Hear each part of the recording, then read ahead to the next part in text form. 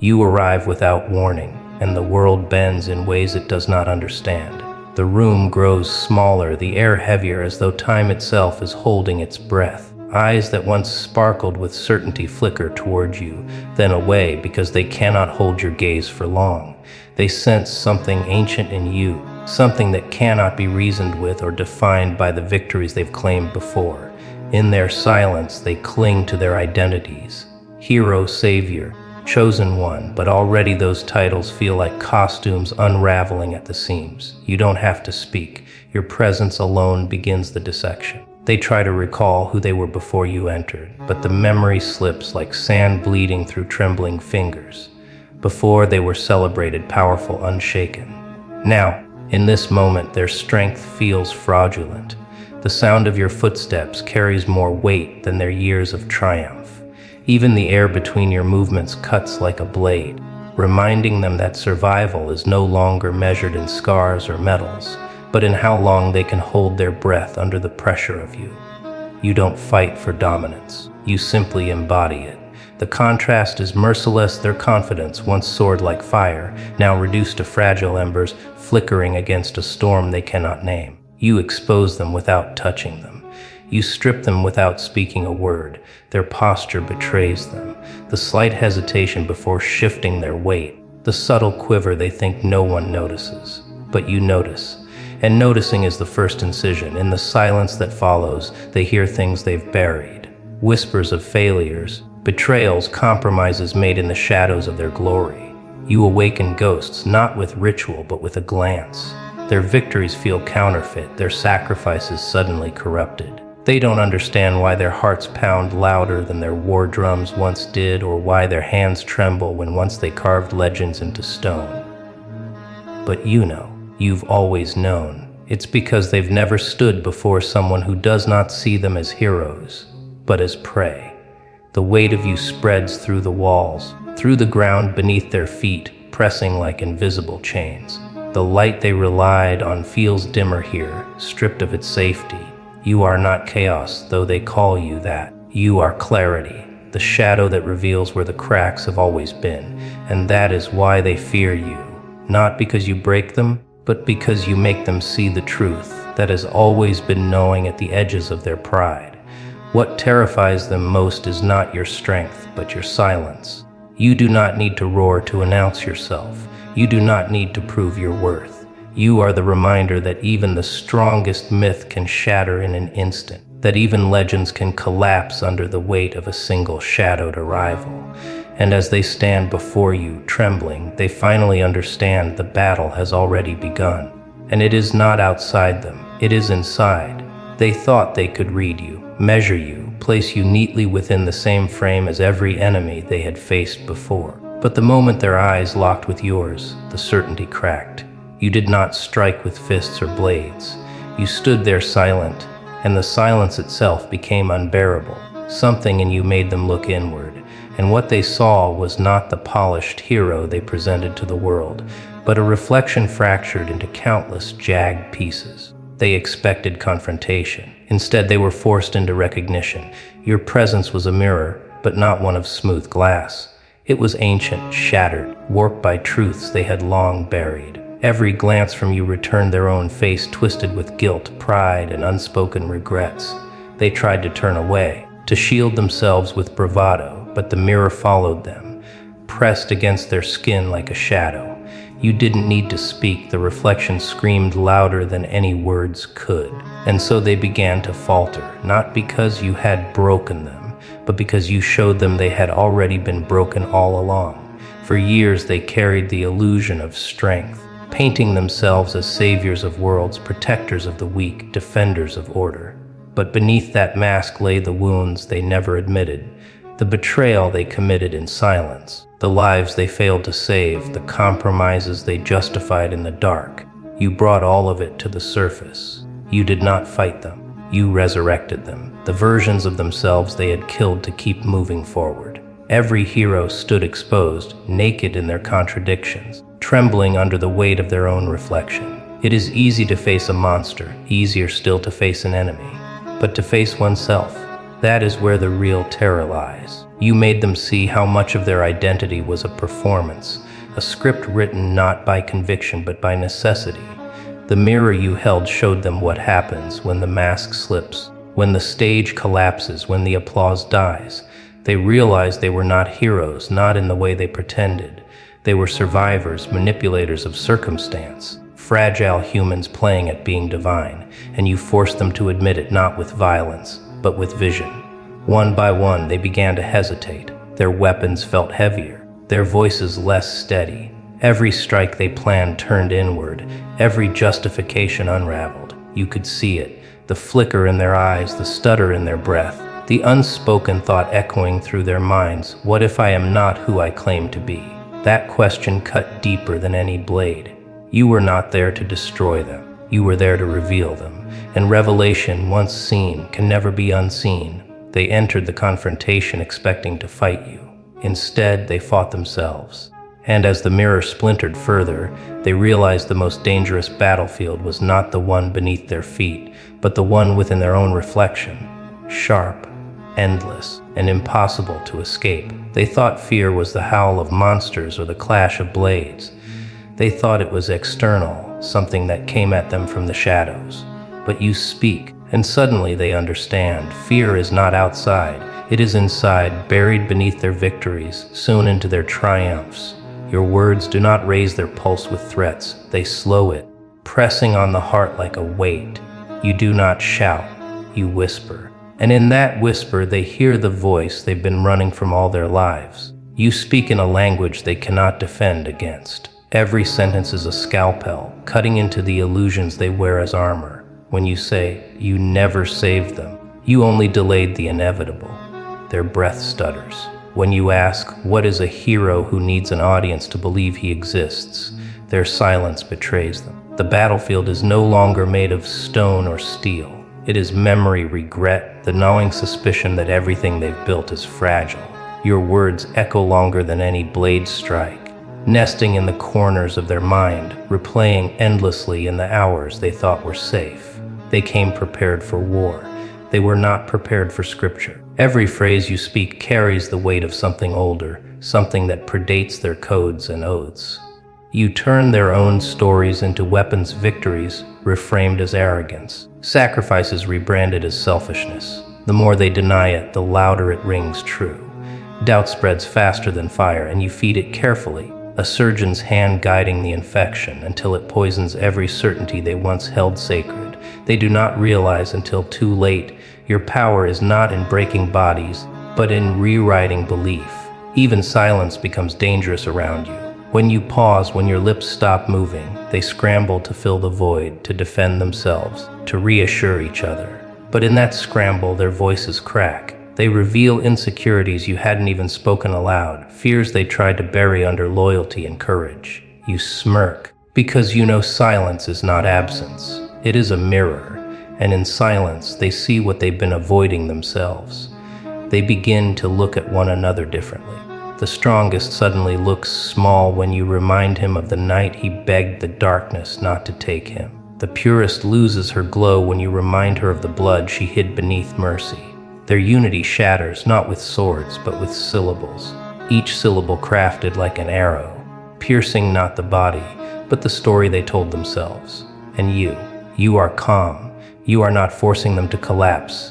You are simply revealing the collapse that was waiting. That is the language of fear, not screams, not shadows, not threats, but words that outlive the moment, words that follow them into sleep, words that force them to question whether their destiny was ever theirs to begin with. They thought the battlefield would be their stage of glory, but it was your stage of revelation. They charged at you with fury, blades flashing, powers igniting, convinced that raw force could shatter your shadow. Yet every strike became part of a script already written. Every desperate lunge a move you had rehearsed long before their arrival. You didn't fight them, you conducted them. The chaos was your orchestra, and they unknowingly played the role of clowns in a performance you called destiny. The harder they pushed, the louder the silence grew. The more absurd their effort appeared against the weight of inevitability. They once believed in strength, in unity, in the righteousness of their cause. but before you. Those beliefs cracked like glass under pressure. Their strength only revealed their fragility. Their unity turned brittle the moment your eyes dissected it. Even their righteousness tasted hollow when echoed against the emptiness you carried within. You transformed their noble struggle into a cosmic joke, a parody of resistance where every victory turned to ash in their own mouths. They swung at you, but struck only shadows. They screamed your name, yet it dissolved into the night, mocking them with echoes they could not silence. And as the dust rose, they began to see this was not war, it was theater. They weren't warriors, but actors cast in roles they never chose. You were both playwright and audience, the silent witness and the ruthless director. Every collapse of theirs was applause in your mind.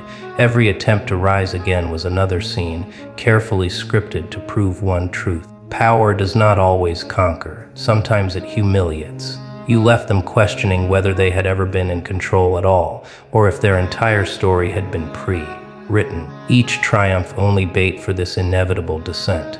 The battlefield no longer felt like earth beneath their feet. It felt like a stage suspended in the void, stars flickering above like indifferent eyes, planets circling like ancient spectators. You had turned the universe itself into an accomplice of mockery. They realized then that they were not fighting you. They were fighting the inevitability of collapse, the cosmic laughter stitched into existence itself. The harder they fought, the more the universe tilted against them, as though creation itself wanted to see them break. And still, you stood calm, untouched, watching them unravel.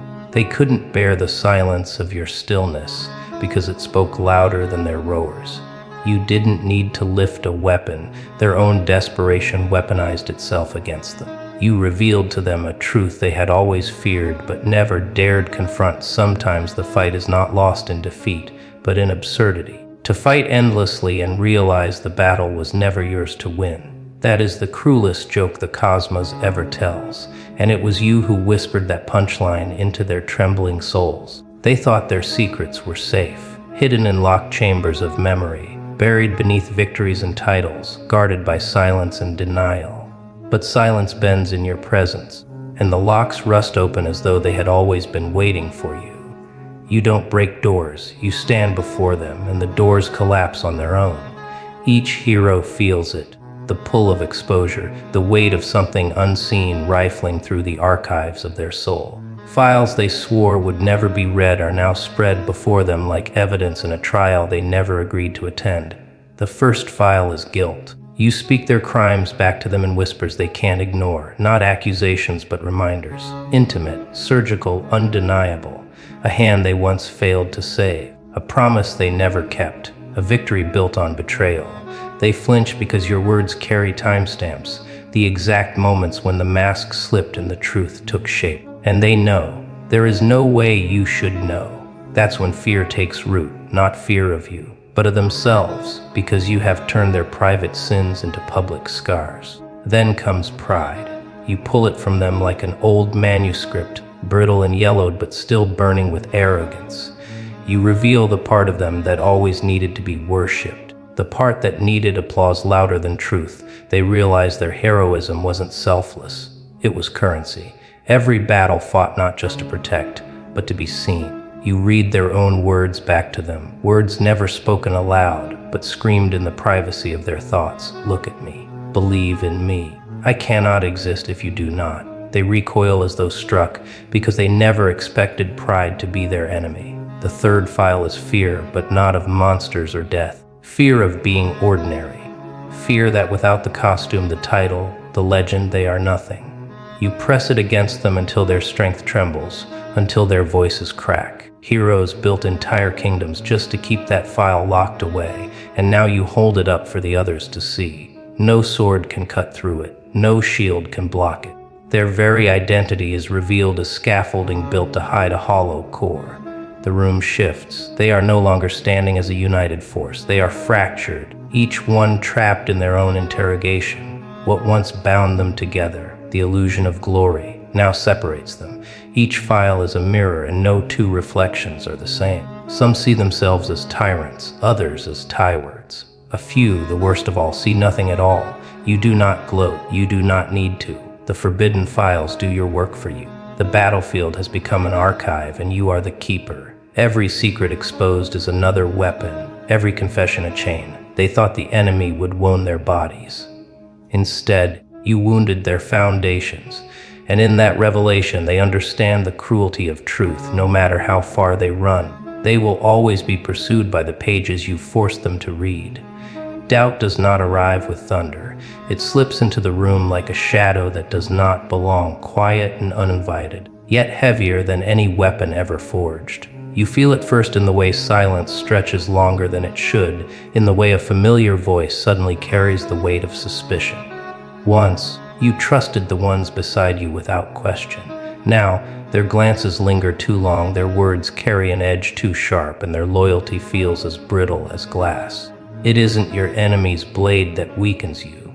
It's the whisper in your head asking whether the person beside you would bleed for you or bleed you dry. Every alliance begins to fracture under the invisible hand of uncertainty.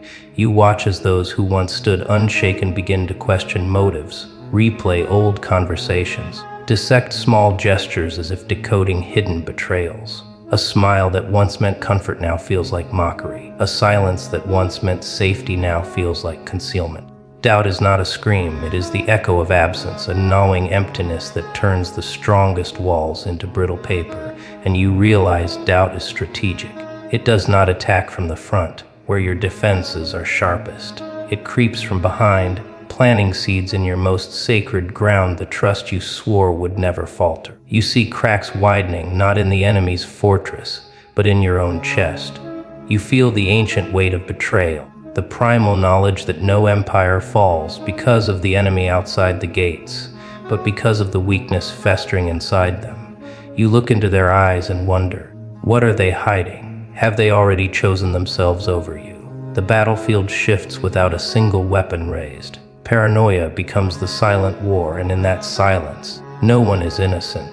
You hear your own thoughts turning against you, whispering that you too could be the traitor if survival demanded it. In that moment, loyalty itself becomes a question mark, and you begin to understand why trust is the most fragile currency of all. Once you believed unity was unbreakable. Now, you witness its slow disintegration like an ancient statue eroded by unseen winds. The heroes who stood like pillars now lean away from each other, burdened by suspicion heavier than chains. And the enemy does not need to strike, they only need to watch.